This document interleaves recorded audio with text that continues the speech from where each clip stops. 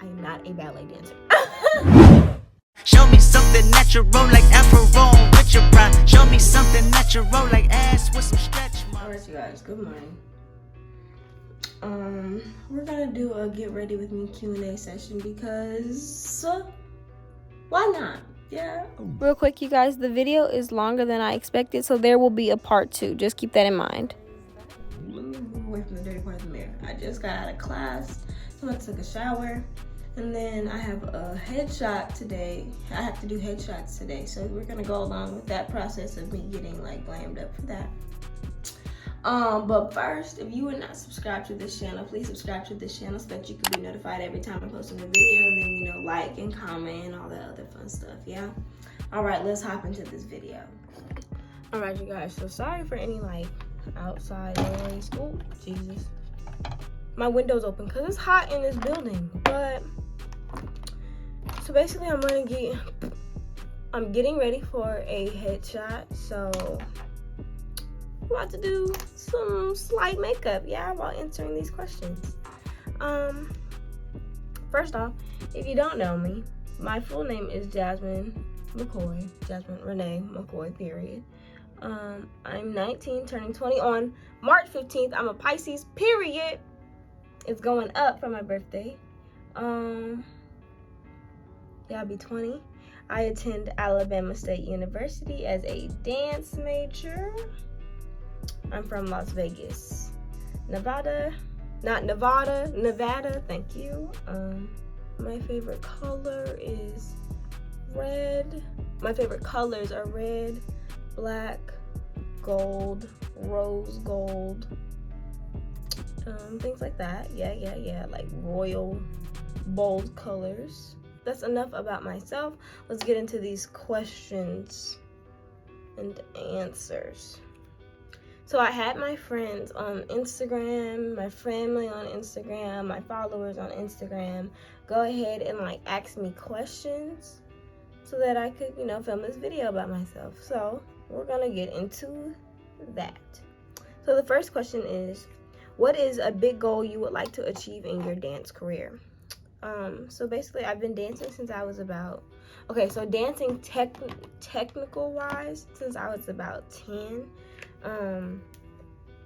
I kind of started off in theater before I started dancing, so if you've ever like seen me do anything or anything like that, you can tell I'm very theatrical, and that's just because like my background was in theater first. But my goals for dance are to first dance in a black company, and then to go on to Broadway, and then after that I want to teach dance to children. My intended major when I came to school was special education because I want to teach kids on the autistic spectrum. But I changed that so that I can get my master's in special education instead of my bachelor's.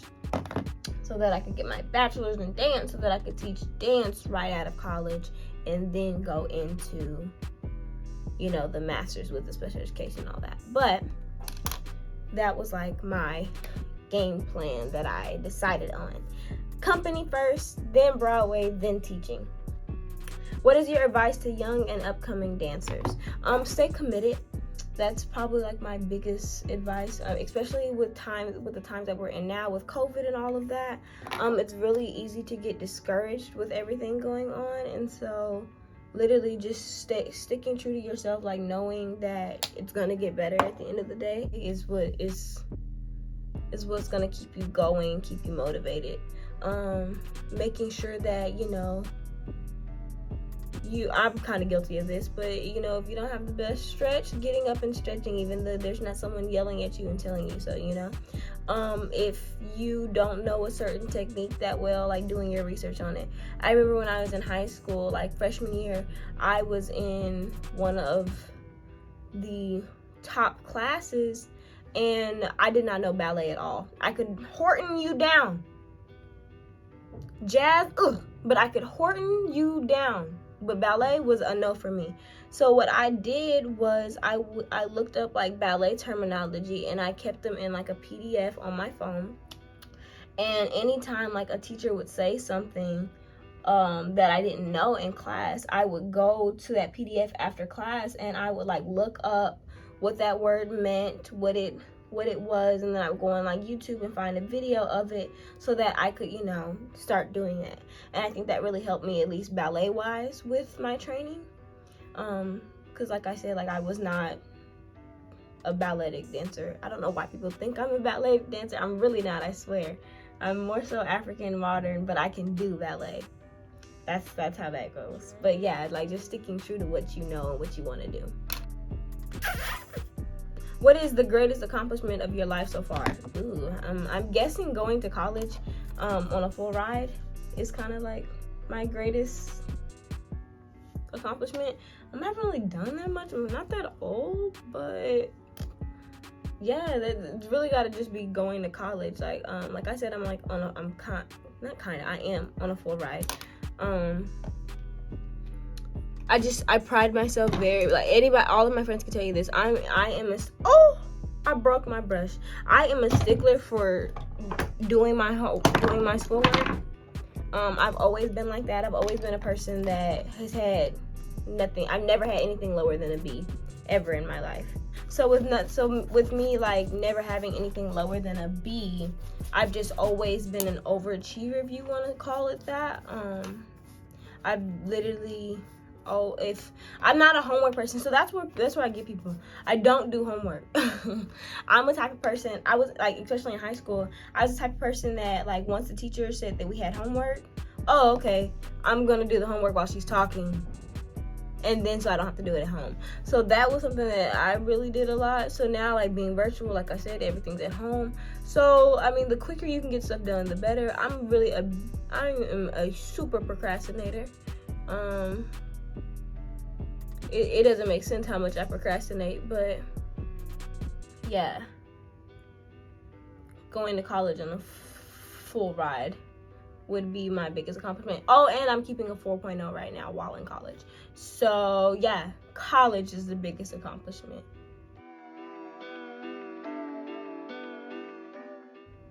All right, next question.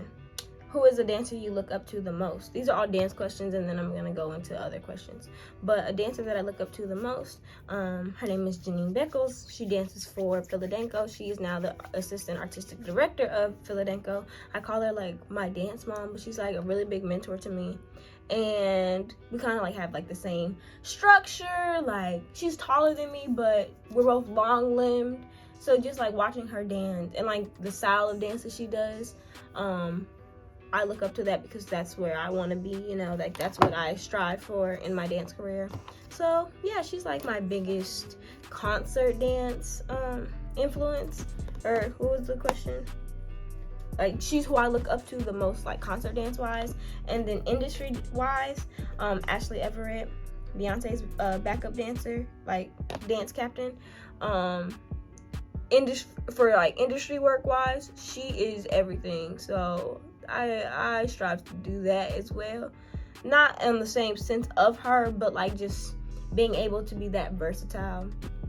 Ashley can do literally anything you need her to, so that's where I'm trying to be in life. What has been the hardest part of balancing your dance classes and regular classes thus far? Oh my gosh, you guys, don't get me started with this. So the dance department, love them dearly, but they don't really like want you to do other stuff besides dance. I don't know if it's just because of the past and dancers weren't allowed to balance the two, so now they kind of like don't want you to. I don't know what it is, but it's like they'll know that we have stuff going on outside, like a game per se or like something like that, and they'll schedule a rehearsal right at the exact time of the game. So it's just like stuff like that. It's like, all right. So with classes, I mean, at least with my school, you can't make a class overlap another class. So especially with like being virtual, if you have like a virtual class on one Zoom, you can't be on another Zoom, obviously. So, you know, with your schedule, that kind of alleviates that. All of our dance classes are pretty much in the morning or afternoon time frame. So any academic classes that are around that time, you have to just be cognizant and say, hey, I have a ballet class that is from 10:30 to 11:45. I can't schedule another class in between that because I'm not going to be able to get out of a ballet class. Stuff like that. And then like on the weekends, I mean, when I'm back home, I can take classes. I can't really take classes out here. I don't have a car. But when I'm at home on the weekends, you know, balancing that, like I said, I don't do homework, so balancing homework and like regular dance classes, you know, like I know that when I was back in high school and I danced at the art center, we had rehearsal from 10 a.m. to 5 p.m. So I knew not to schedule anything, or not to, I knew to get my homework done before that time, because I knew I would be busy all day long. And then if we had a performance on like a Sunday, okay, I know that my whole weekend is jam-packed, you know, so I can't really rely on, oh, well, I can just get it done. No, like I need to get this done now, you know, like just being like hands-on and direct with, you know, what you want to do, and direct with your own schedule. That's something that'll really keep you on task and keep you from floundering. And then another thing is, let me grab it. I could say for my beauty blender. For college, a planner is essential. So let me go to my, you can see the writing or whatnot. I have a key right here, which different colors mean. Well, it's what different colors mean. I'm very color coded. I have 12 gel pens that I take with me everywhere I go. Take my planner everywhere I go, so that way I can know, you know, what I have going on. So let's go to February, for example.